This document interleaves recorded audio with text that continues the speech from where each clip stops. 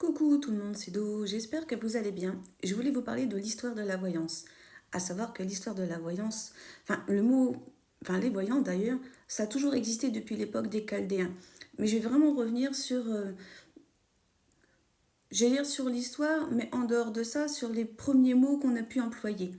Donc, au départ, les premiers mots qu'on a pu employer, c'était à l'époque romaine, vraiment à l'époque des prêtres romains, et on leur donnait vraiment des pouvoirs supranormaux, en fait.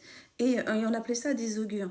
Et c'est eux qui nous disaient si c'était de bons ou de mauvais augures d'aller déclarer la guerre ou d'aller coloniser tel pays ou d'y aller. D'ailleurs, c'est de là vient l'expression de bons ou de mauvais augures. Voilà, un petit moment culture, comme ça tu sauras. Donc ça, c'était déjà à l'époque romaine. Ensuite, à l'époque du Moyen Âge, on appelait ça en fait des divinateurs. Les rois en avaient dans leur cour. T'avais surtout pas intérêt de te tromper quand même. Mais il faut comprendre que de toute manière, du moment où il y avait des rois, etc., il y a toujours eu des tentatives de meurtre, des meurtres, et puis l'empoisonnement faisait légion en fait. Donc, ils se demandaient si ça allait être bientôt leur tour ou pas, à qui pouvaient faire confiance ou pas. Et pareil, est-ce qu'il fallait qu'ils déclarent la guerre? Est-ce qu'il fallait qu'ils aillent coloniser tel ou tel pays? Est-ce qu'ils pouvaient pactiser avec tel ou tel roi et tel pays? Enfin bref, vous comprenez. Et sincèrement, le divinateur, il n'avait franchement pas intérêt à se tromper. Et ensuite, on continue de remonter l'histoire. Et là, euh, ça a été plutôt les mots de 10 heures de bonne aventure. Ça a été dit comme ça à un moment donné. En revanche, dans les pays outre-Atlantique, là, le mot sorcière est sorti. Et on va pas reparler de l'histoire. Tu sais, tu connais, on sait ce qui se passait, on connaît le bûcher, les flammes, barbecue géant. Bref, à savoir qu'en France, on a quand même fait la même chose avec Jeanne d'Arc. Comme quoi. Bref, et c'est vraiment à l'époque de la Renaissance et du baroque où le mot voyance est sorti. Dans le sens où voyance vient du mot, du coup, voir, vous comprenez bien, et ça voulait dire voir dans quelque chose. Voir l'avenir, mais c'était aussi voir dans quelque chose pour avoir le don de la deuxième vue, parce que c'est ça la voyance, ça veut dire la deuxième vue, si on devrait le traduire, le mot. Alors, je vais aussi refaire toutes les pratiques qui ont pu exister. Donc, vraiment à partir de l'époque romaine, c'était vraiment avec des runes et des ossements de poulet qui jetaient au sol et puis tu traduisais. À l'époque du Moyen Âge, ça a été la séromancie. Donc il fallait mettre de la cire de bougie dans de l'eau en fait. Donc tu bois un verre d'eau, tu laisses un fond d'eau, on met de la cire de bougie dedans. Et par rapport à la forme il y avait une symbolique à comprendre et à traduire. Et bref, tu avais ton avenir.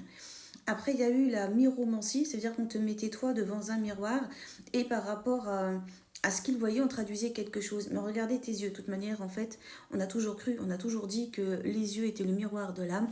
Bref, en tout cas, à l'époque du Moyen-Âge, c'était vraiment quelque chose où on s'intéressait vraiment aux yeux. On va aller savoir pourquoi, mais il y avait une fixette là-dessus, en tout cas. Après, il y a eu l'encromancie. L'encromancie, il fallait prendre de l'encre de Chine qu'on prenait avec une plume d'oie. On jetait ça sur du chiffon, enfin, tu comprends bien.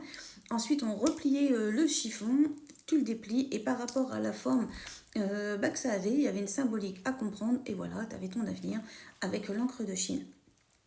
Vraiment, à partir de l'époque Renaissance baroque, là, il y a eu la boule de cristal. Mais la boule de cristal, à la base, c'est une boule de verre. Et en fait, on la mettait soit derrière une lampe à huile ou alors derrière une bougie. Et par rapport à l'angle et à la lumière, on essayait d'y voir des symboles ou une symbolique. Et puis on te disait ce qu'on avait dedans. Et c'est vraiment juste après où les premiers jeux, les premiers tarots, les premiers oracles aussi ont existé. Et du coup, là, le mot vraiment 10 heures de bonne aventure. Et ensuite, le mot voyant est vraiment apparu. Voilà. Mais c'est vraiment à partir de l'époque de Catherine de Médicis avec Nostradamus, en fait. Lui, à la base, il était plus astrologue, astronome et alchimiste. Mais il aimait bien tout ce qui était ésotérique aussi. Bon, il y avait son binôme, Ruggieri. Et ensuite, il y avait aussi Mademoiselle Lenormand, faut pas l'oublier, c'est vraiment quelqu'un qui a aussi marqué son temps et son histoire. Et elle était vraiment voyante, voyante. Bon, après, on pourrait certainement sortir d'autres, mais en tout cas, elle a vraiment marqué son histoire. Et puis, bah, encore une fois, c'est à partir de là que bah, la voyance, elle a pris un peu plus d'essor. Bon, après, il y a eu aussi, avec, là, on remonte encore dans le temps, mais là, c'était vraiment voyance médiumnité, mais c'était vraiment avec Alan Kardec, etc.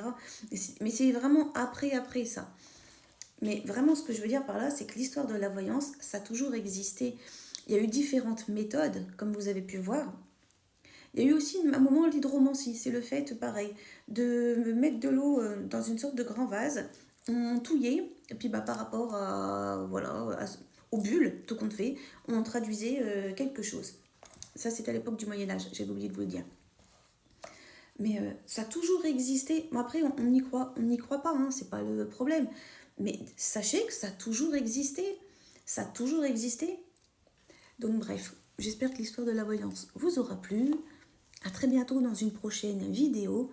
Like, commente, partage. Franchement, abonne-toi, un peu de soutien, ça fait du bien. Dis-moi si tu le savais. Voilà quoi. Des bisous, je vous aime. À très bientôt. Comme d'hab, vous savez. Ciao, ciao. Bye. Bye.